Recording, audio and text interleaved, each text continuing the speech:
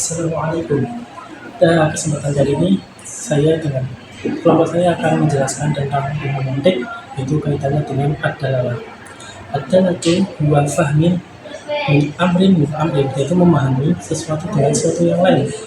Sesuatu yang pertama itu bisa disebut dengan madlul, dan yang kedua adalah dal. Sesuatu yang pertama madlul yaitu yang ditunjuki, dan dal adalah sesuatu yang ditunjuki. Lalu bagaimana saja dengan pembahasannya, bagaimana pembagiannya, dan juga macam-macamnya. Dalalah dibagi menjadi dua, yaitu dalalah lafziyah dan dalalah ghairul lafziyah. Dalalah lafziyah merupakan dalalah atau petunjuk yang menggunakan suara. Dalalah ghairul lafziyah merupakan petunjuk yang tidak menggunakan suara. Nah, bagaimana sih contoh-contoh dan pembagiannya lagi?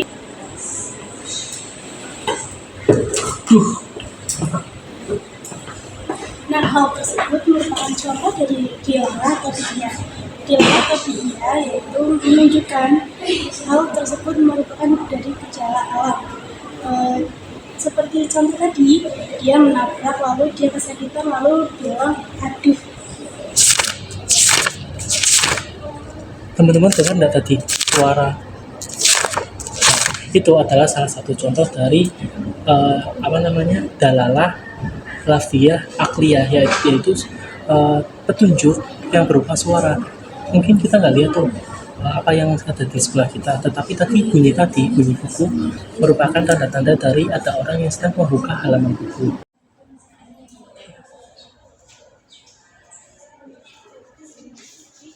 Dia adalah mahasiswa kutu buku, termasuk sebagai contoh dari dalalah waqiyah lafziyah. Dalalah lafziyah bagian waqiyah, yaitu bukan bermaksud kutu buku secara harfiah, buku antar bukunya bukan, tetapi dia adalah mahasiswi yang membaca buku dengan rajin dan suka membaca buku seperti itu.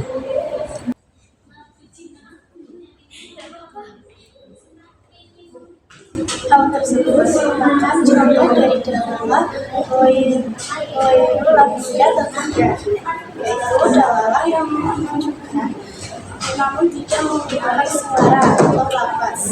Dia tersenyum ketika membaca buku. Itu merupakan contohnya.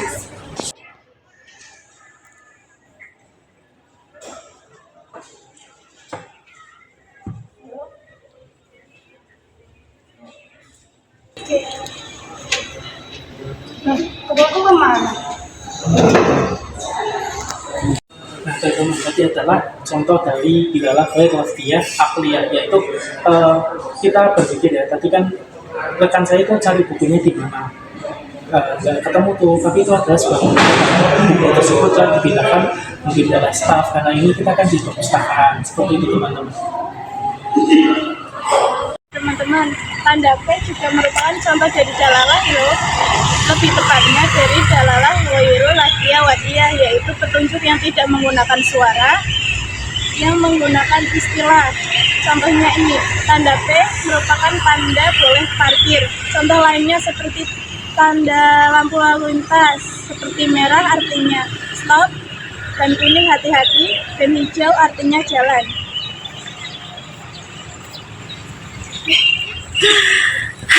Oke teman-teman, terakhir adalah pembahasan dalalah lafziyah waqiyah. Nah, dalalah lafziyah waqiyah ini terbagi menjadi tiga. Yang pertama ada mutabakiyah, kemudian tadamuniyah, dan yang terakhir ada iltizamiyah. Mutabakiyah ini intinya gini, sebuah buah lafal yang menunjukkan arti keseluruhan.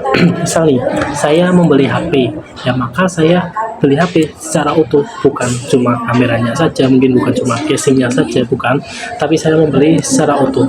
Kemudian yang kedua adalah tadamuniyah, akan dijelaskan oleh rekan saya. Yang kedua adalah tadamuniyah. Tadamuniyah yaitu lafaz yang menunjukkan kepada sebagian maknanya saja. Contohnya, saya mengetuk rumah Ibu Lili. Nah, itu bukan mengetuk semua rumah, tapi hanya mengetuk pintunya saja. Nah, seperti itu teman-teman. Kemudian terakhir adalah iltizamiyah. Iltizamiyah ini adalah kata lafal yang kita itu tahu artinya. Contohnya gini, petani menarik sapi, yang diartikan bukan sapi dipegang kemudian ditarik, tetapi hanya talinya saja. Kemudian petani mencangkul mencangkul sawah, yaitu bukan hanya aktivitas mencangkul, tetapi dari menanam kemudian menabur benih, seperti itu teman-teman. Dan terakhir adalah cukup sekian, saya Muhammad Zaki Mustafa dengan NIM 2012-40-62. Dan saya Tia Maisaro dengan NIM 2012-40-77. Wassalamualaikum warahmatullahi wabarakatuh.